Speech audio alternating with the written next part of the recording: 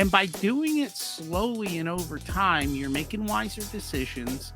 You're getting more comfortable at every temperature range, right? Every level of cash that you're working with. And by staying behind the curve and keeping the gap between what's coming in and what's going out as big as you can, you're going to build wealth, which essentially gives you the ability 5, 10, 20 years down the road to say screw you to everybody.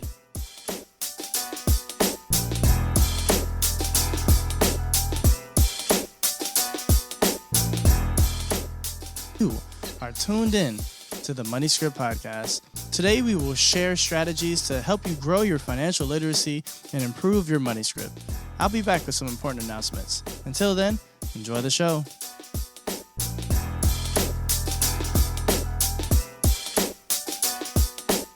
Welcome to the Money Script Podcast. It's your host, Johannes Harrison. So happy to be with each and every one of you today. I am so excited about today's show. I have a very unique guest, and this is someone that has been practicing something that I've been a huge fan of for a long time. So he's going to be our resident expert. We'll get to him in a second, but really quickly, I want to encourage each and every one of you to find a graduate and tell them congratulations. By the way, I'm about to be one of those graduates. Yes, this was my own shameless little plug. As I'm recording this, I'm a week away from graduating from Morehouse College, I've spoken about the college in the past, so some of you are aware of that. And our keynote speaker is President Biden.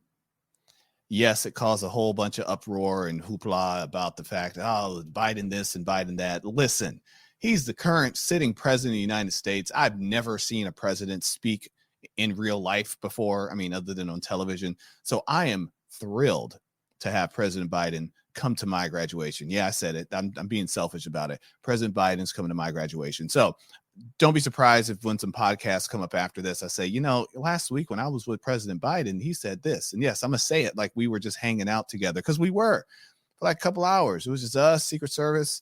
He didn't bring the dogs, though. The dogs weren't allowed to come because I've heard they're a little dangerous. So without any further ado, you are on the Money Script. You're listening to the Money Script Podcast, where we are going to talk about all things money. I am a financial advisor. I help people align their goals with their values and their financial behaviors.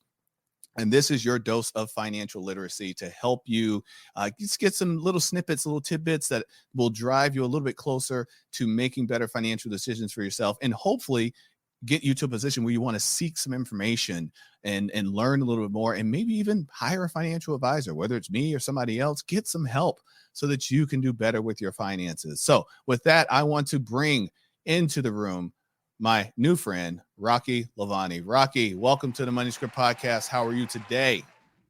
Thank you so much for having me. Excited to be here. By the way, Joe Biden's from Scranton. At least he says he is when he talks to me. He talks about it all the time. It's like his biggest claim to fame, back in Scranton. Yeah, there's not much in Scranton. Are you in Scranton? No, I wouldn't want to live there. It's gray. Yeah, Scranton. Yeah. So I also have family. I'm from the East Coast originally. So my grandfather owned property in East Stroudsburg. No, that's close. So yeah. So that was, I'm very familiar with those old stomping grounds. So Rocky is a profit first. Is it specialist? Is that the term we use? They use advisor, professional, profit first professional. He's got the book in the background there. I can see that. I've read that book probably close to a decade ago. It changed my life of how I run my business, how I operate, and just gave me a way to think about things, of bifurcating things into different accounts. If you haven't read the book, we'll put a link in the show notes. Feel free to go give that book a listen or a read and see how it can help you. You got traction back there too. You got some good books back there. Okay. Yeah. Okay. So Actually, Rocky, some of them fell down. Rocky, tell us a bit about your journey, financial service. I know you were in corporate America for a while, and then you retired. And now you have this hobby. I guess we should call it a hobby, but now you have a mission more of helping people with their finances. Just kind of tell us how you got from here to there. So actually, most of my corporate career was selling to physicians. Oh, And right up there's our one alley. thing I learned way, way back when. There's one thing they don't talk about in medical school: money. Matter of fact, it's a taboo subject. And so it's one of the reasons I think that most doctors struggle with money. And just because I was always in the hospitals, grand rounds, conferences, everywhere else. So I got to see what they were seeing. And honestly, I think they became targets. People Mm. go after them because they make money and they got egos. And so that's a perfect combination for you to make money off of them. Um, Yeah, you are and not and lying. we used to have a lot of conversations around money because I've always been a financial geek. And so we would just talk about how do you actually build wealth. And, over the years, I was shocked to learn much later that physicians are not so good about building wealth. And I'm like, how is that possible? I wondered the same thing. So when I started in my career, I was fortunate enough to have the opportunity to start working with doctors early on. I had my first three doctors were an OB, an emergency room physician, and a podiatrist. And simultaneously, I had a couple of clients that were NFL athletes. One was soon to be retired NFL. One was a first round draft pick. Was he first? Yeah, he's first round draft pick. And then the other was the sibling of the one that was soon to be retired. So, different stages of life there. And I came to the conclusion that my athletes were making just as much money as the doctors were, just in a shorter period of time. So it was that much more ego, that much more opportunities to make big financial mistakes that are hard to recover from. And like you said, a lot of people, businesses and and the like, would prey on their ego, prey on their lack of knowledge, and also prey on the fact that, especially when it comes to lending, and this is one of my biggest frustrations with the lending industry, is that because their first name is doctor or they work for the NFL, NBA, what have you, you just lend them as much money as they want. I've seen doctors like there's loans out there that doctors can get for their house with no money down, and they can borrow far more than they can truly afford to pay back or afford to pay on a monthly basis. But the banks would just give it to them because their first name's doctor. And the same thing with athletes. I'm like, this is crazy that they and that's why I like to tell people the banks don't care. And again, I'm not picking on any of the banks in particular, but I don't think they really care. At least I can't tell that they do. They charge them more interest. That's what they don't realize. They are paying a premium interest rate on top of that. It's funny, and I don't know the stats for the sports industry for pro sports, but I would guess pro sports, a couple years outside of retirement and a very young retirement, most of them are broke. 80%. That's the number. Okay, there you 80%. go. 80%. 8 out of 10 will be broke and or bankrupt. Yeah. Within 2 years of ceasing to play the sport. Because, you can have an early premature retirement, injuries, that sort of thing, or you can have a regular retirement and you lived out your years and played as long as you can. 8 out of 10. That's the Not numbers. good. Not So good. honestly, my first foray was into the personal finance side. I didn't want to be an investment guy, but just teaching people how to be smarter with money. And I learned something that if I had just listened to Warren Buffett, I would have known. Nobody wants to get rich slowly. No. And everything I teach is how to get rich slowly. And they're like, oh yeah. So I actually shifted from that to business finance.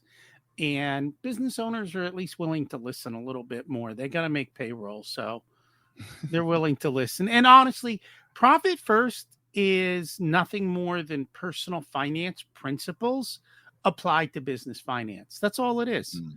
And it's the same thing as like the envelope system. You familiar with like Dave Oh, Ramsey? yeah. The envelope. Yeah, it's Oh, it's yeah. Oh, the yeah. exact same thing. There's no Yeah. difference. It's just we're using bank accounts instead of envelopes. We're giving every dollar a purpose. We're paying ourselves first, and we're building reserves and savings. And as long as you do that, everything's wonderful. I have a funny anecdote about the envelope system. as it relates to inflation, which I know we all are grappling with right now across America. But let's say you were doing the envelope system, and in one of your envelopes, you decided to put, $25 for, or 50. We'll use $50, probably more appropriate. $50 for gas. And let's say you lost that envelope, and then you found it 5 years later. That $50 probably isn't going to fill up your gas tank. Why? Because of inflation. So I understand the envelope system, and I tell people, hey, this can work, especially if you're someone that deals in a lot of cash and tips and things of that nature. But these days, the envelope system is getting harder and harder to be able to manage because you're dealing with so many moving targets, and you have so many vendors that just don't accept cash anymore. Yeah, there are digital envelope systems now. True, there are, yes. So yes. you can use digital. And honestly, the way I look at it is just have one envelope, which is one bank account for your spending. And as long as you can stay within that spending limit every month, life is good. But beyond that envelope, all your savings is getting taken out before you even see your money. And so it might be 401ks, retirement plans, after tax, investment plans. You can build a whole stack of those types of things. Suck all your excess cash out, hide it, and then just live within that budget that you're left with. I don't care if you spend it on gas or coffee or Costco, as long as you stay within the limit. So I want to talk a little bit, Rocky, about transitions, because a lot of our listeners are in transition. So a lot of our listeners are either in their last year or so of college, or maybe in their last year or so of residency, medical school, or then residency, or fellowship, and getting ready to prepare for making some real money and entering into the real world. In your experience over the years and working with individuals in transition, what are some tips or some guidance that you can provide them to help them with that transition and becoming, the overnight thousandaire that some of them become? So what I tell them is, especially once you're getting out and you're getting your first real big paying job, the first problem is you've been dealing with delayed gratification for a long time, right? Oh, because yes. everyone else is making money and you have not been able to.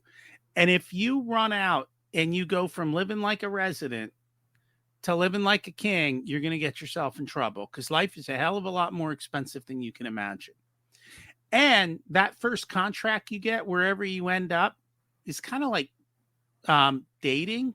They told you a bunch of stories. When you show up and you've been there a year, it may not be what you thought it was going to be. So if you get out and you buy a fancy house in a town that doesn't have a ton of fancy houses, you just created an anchor, right? You go out and you buy the fancy car, you've created another anchor. And if your lifestyle expenses get ahead of your pay, you are going to forever be behind the 8 ball. So what I tell them is, look, I know you've been living on X. Go out and spend double what you're living on now. Get a decent rental. If you don't have a decent car, buy a reasonable car. But I want you to get settled for a year or two. Start getting your loans under control if you've got loans. Get yourself settled. And once you're settled, you understand the town that you've moved to. You start to understand traffic patterns, schools, the things nobody ever talks about. You start to see what the nicer areas are, the areas you prefer to live in. 2 or 3 years later, then start to increase your spending. And by doing it slowly and over time, you're making wiser decisions. You're getting more comfortable at every temperature range, right? Every level of cash that you're working with. And by staying behind the curve and keeping the gap between what's coming in and what's going out as big as you can, you're going to build wealth, which essentially gives you the ability 5, 10, 20 years down the road to say screw you to everybody, right? Because you might want to walk screw away. You money. Yes, you want that screw you money. And screw you money doesn't have to be that much. You just need enough to say, I'm out of here. I'm not putting up with this. I can survive for a year till I get resettled. I don't need you. And that is really what I want people to build towards. Is having that little bit of excess. And let's face it, depending on your specialty, is really going to determine your income, right? So True. I don't know what the top specialties are right now, but let's just say the cardiologists and the ortho surgeons are making double what the other doctors are. Go live like the other doctors if you're the cardiologist or the ortho, and you're going to be just as happy as they are. You don't have to live so fancy, and you will have a ton of excess cash flow. And if you're that other doc, there's some doc making half of what you're making. So, live like they are for a while and just get used to it. And as long as you stay behind the curve and you can keep making, as you keep making more, keep spending more, but stay behind that gap. Indeed. Yeah.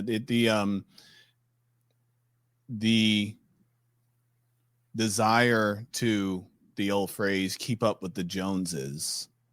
I hate the Joneses. The Joneses. They Yeah. don't like you either. And so I've ran into situations with physicians, brand new physicians, where they've been told by another physician that's already been practicing 10, 15 years, what have you. Why are you parking that beat up car in the parking garage? You're a doctor now.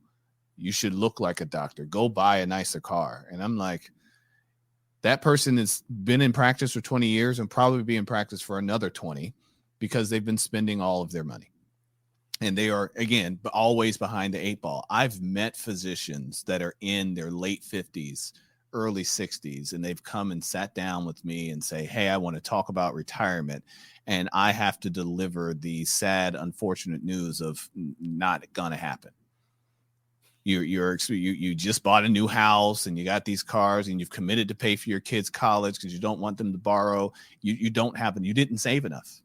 You've been living this lifestyle living the lifestyle of the person that makes, a third to 2 times more than you.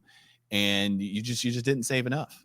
And so if you can start early, as Rocky was saying, and just, yes, increase your lifestyle a little bit, but not all the way to the max. And the other thing that you got to remember, Uncle Sam wants some of your money. Yeah. Not wants, he demands some of your money. And especially for those physicians that that get the side hustles or the moonlight gigs. One of the biggest mistakes they make on those side hustles is you don't withhold enough taxes for it. And you come sit down for tax time. It's like, how do I owe $30,000? Okay, because you made 300 and you only withheld 80. Well, so here's the thing: depending on where you live, if you are doing a side hustle, that side hustle sits on top of your regular income, and it also sits on top of your spouse's income. It is not unheard of that half of that income goes to the tax man. Between state, local, FICA, all that stuff, you've got to be very careful because they are going to take a very large chunk of it, depending on where you live. So you always have to make sure you put the money aside for taxes so that you can stroke that check. And the other thing is pick a frugal spouse. Honestly, I know there's probably a few listeners right now that, as that was said, if their spouse was next to them, they probably just gave them an evil look. Frugalness can be taught. It's a conversation that you're going to have many, many times. It can be taught. But if you've already chosen your spouse and they are not frugal, then maybe you're going to need to become the frugal one. Somebody does. Somebody does. Somebody does. So, Rocky, can you talk a little bit about? You briefly mentioned Profit First, and you said it's a method that you can apply to both personal and business income, and to help them. Can you just give our listeners a little bit more of a taste, because you're the first Profit First specialist that we've had on. So can you give our listeners a little bit more of a taste of what Profit First is and the concepts? Yeah. So Profit First is basically a cash flow management system for business owners. It's based on a couple principles, and I'll talk about them. But basically, what it says is your accountant told you that the formula was sales minus expenses equals profit, which means profit's a leftover, it's an afterthought. And Mike said, no wonder we're all struggling. We're supposed to pay ourselves first. Why not do sales minus profit equals expenses? So that's that constraint system coming in, right? We take our profit, we pay ourselves first, and we also set money aside for taxes. And then this is the money I need to operate my business on. So you're constraining the business and putting the business essentially on a budget to live within. And that's basically the way that the system works. It comes down to Parkinson's law. Parkinson's law says you will use up all the time and money allocated. So, even as in the personal finance world, you make $500,000, you'll spend a 500,000 plus. In the business world, it's the same thing. You bring in 500,000 in revenue, we tend to spend it all. And what that is, and what this system does is say, you know what, you might have brought in 500,000, but you're supposed to get paid 200.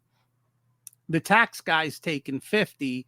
That means your business needs to run on 250. Otherwise, it's coming out of your pocket. And so that's basically what Profit First is set up bank accounts. When all your money comes in, put your profit aside, put your paycheck aside, put your tax money aside, and then take what's left, put it in your operating account for you, and learn to run your business on that. Because what happens with most business owners, just like people, they throw money at problems instead of actually being more resourceful. And when you do that, spending tends to go through the roof. It is not hard to spend money in business, just like it's not hard for you to No, spend it's not money. hard to spend money, period. Yeah, period. It's not. Right. And so all you're doing is constraining the spending and saying, look, this is what we've got to live within, and we're going to constrain it, and we're going to figure out how to make it work within that budget. Otherwise, it's coming out of my pocket, and then I'm not making the money. And no offense, but the only person who cares about your money is you. So you might as well put a plan in place for it. Might as well. I implemented Profit First into my business 9 years ago now. And one of my favorite parts of Profit First is tax time, because my CPA comes to me and says, all right, here's what you owe. And I expect to owe some taxes because of how my business is set up. I have profit. So there's going to be taxes that aren't withheld from my regular paycheck. So, but I calculate what that is and I set it aside. But without fail, nearly every year, the number he tells me is less than what I put away in my tax account. And I'm like, yippee. My wife loves it too, because she's also like, so did we pay the taxes? I'm like, yeah, we did. And how much was it? I was like, oh, it was, $7,000. And how much was in the tax account? I was like, oh, yeah, now you got to know that part too. She was like, I know you had more. You're right. I did. But I like that.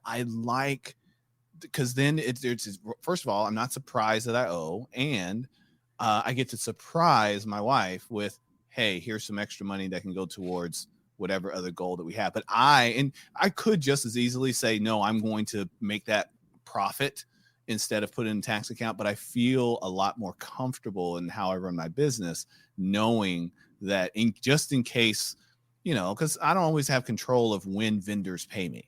So just in case I do something in December and they pay me in December instead of January, and all of a sudden the taxes are a little bit more than I expected them to be, I've already, because that revenue came in, I've already set aside the portion of that that's going to go to taxes. And if I don't need it, great. But that is one of my favorite things to do each year. Then the profit part, I'm like, yeah, that's fun. Like, oh, here's the profit, I take that. But it's that tax one. Oh, I love that one.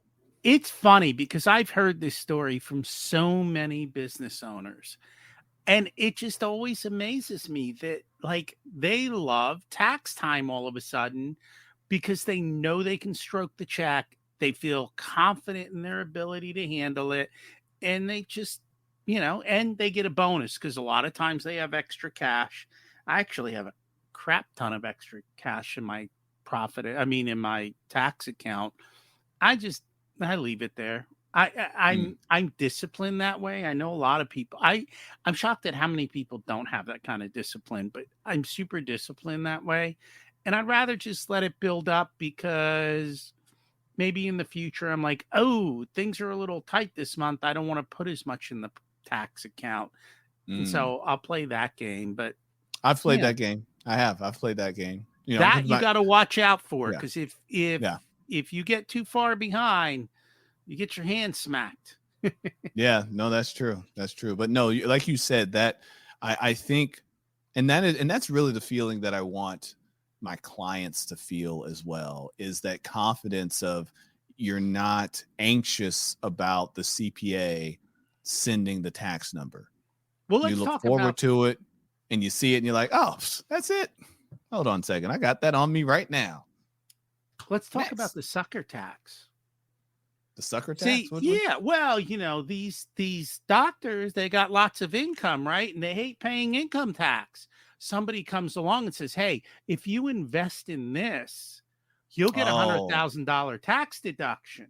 And they go, "Cool, I'm going to go invest in this. I got $100,000 tax deduction. I didn't have to pay $30,000 in taxes." And then 2 years later, you call them up and you go, "Hey, how's that $100,000 investment doing?" "Oops, I forgot about that. Let me go check the balance. Zero. Oops." You lost $70,000 to save 30. Like, seriously. yeah. That happens more often than you know, because they're so focused on saving on taxes that they will actually lose money to do it. It just blows my Mhm. mind. Pay the taxes, move on with life. Pay the That's taxes, what move on. yeah. That's what Move. happens when you're successful. Yes, that's part of it. Yeah, and I look at it the same way. Look, if you could choose your problems, I have to pay taxes, or how am I going to pay my light bill? I'll choose paying taxes every day. I'd rather have the comfort of knowing, okay, God, oh, damn it, I made $1 million. Now I got to pay a few $100,000 in taxes. Just woe is me. First No, world yes, I problems. made $1 million. What's what I look forward to the day that I have to pay hundreds of thousands of dollars in taxes. That is a joyous day, because that means I am making millions. Look forward to it. I look forward to it. It's fun to do. It is. It is. Well, Rocky, thank you so much for sharing a bit about Profit First. If individuals want to learn more about Profit First, how can they reach out to you to learn more? Can I ask them a favor first? Sure. All right. I know some of you doctors, like, you got to learn to say thank you. And the way you say thank you today is, wherever you're listening to this, there's got to be a like button on there. Go ahead and give a nice thank you to our host, right? Hit that like button. And I bet you know another doctor who needs to listen to this episode. So go ahead and share it with them. Be cool. That's the way you say thank you. And I know Johans will like that. And then when you're done with that, come find my podcast. I have two podcasts. One is called Profit Answer Man, where literally all we talk about is how to be profitable in business. But my other podcast is called Richer Soul. And on that one, we talk about how to live the ultimate life.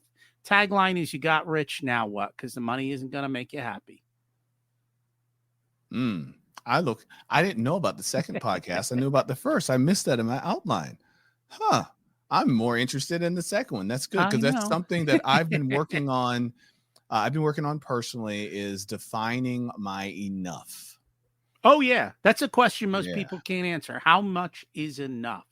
Yeah. Yeah. Yeah. No, and Big. I going back to that statement I made about, making millions and paying hundreds of thousands in taxes. I say that kind of tongue in cheek. I've realized I don't need to make millions of dollars. There were 10 years ago, but oh yeah, I'm going to make millions of dollars one day. Now, sure, maybe if I write a book and I get a huge book deal, or my podcast just takes off and they're like, here's a check from Spotify for millions. Okay, cool. But the drive to go out there and go and try to create, I don't need it. I don't need it. I don't need it. So I am very interested in kicking into some episodes to learn more about that. Okay, you're rich now. Now what? Because like I like to share with clients all the time and prospects is you made the money. The money doesn't make you. So you can't be defined just by what's in your bank account, what's in your retirement account, or how many commas are in your paycheck. Very true. Okay, you did it. Great. You're doing it. But now what? Is it defining you, or are you defining what it does for you? So yeah, we can nerd out on that too. We can. So as Rocky said, tell a friend to tell a friend to tell a friend that you got some financial literacy today and you want to share it with them, because what good is having something good, something awesome, if you can't share it with others? The last time you saw a great movie, you said, hey, I just watched this great movie.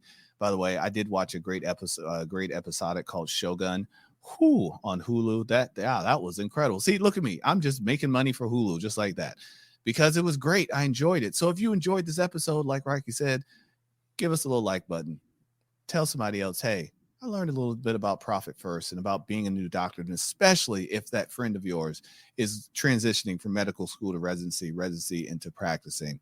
This would be some great information for them. So until next time, which is actually going to be in a few minutes, I have 2 podcasts today. So when you see that I'm also wearing a purple shirt again, for those of us following along on YouTube, yes, I recorded 2 episodes in the same day and didn't change my shirt. Why should I?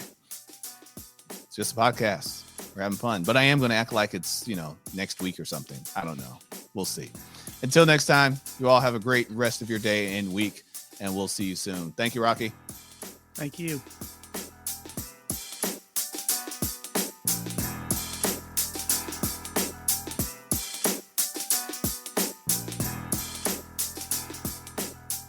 I'm back. Wasn't that a great show? I hope you learned something. I know I did. Now, before you go trying anything you heard today, remember, it is not intended to be specific tax or legal advice. If you need that, go see a CPA or an attorney. If you would like any complimentary consultation with a knowledgeable advisor, visit moneyscript.com and schedule a 15-minute consultation. Want Johans to come speak at your next event? Go to the MoneyScript website for that too. Of course, if you're watching on YouTube, make sure to like, comment, subscribe, and click the bell for notifications. MoneyScript Wealth Management is a registered financial advisory service in multiple states. Want to learn more? Get the full disclosure on our website, moneyscript.com.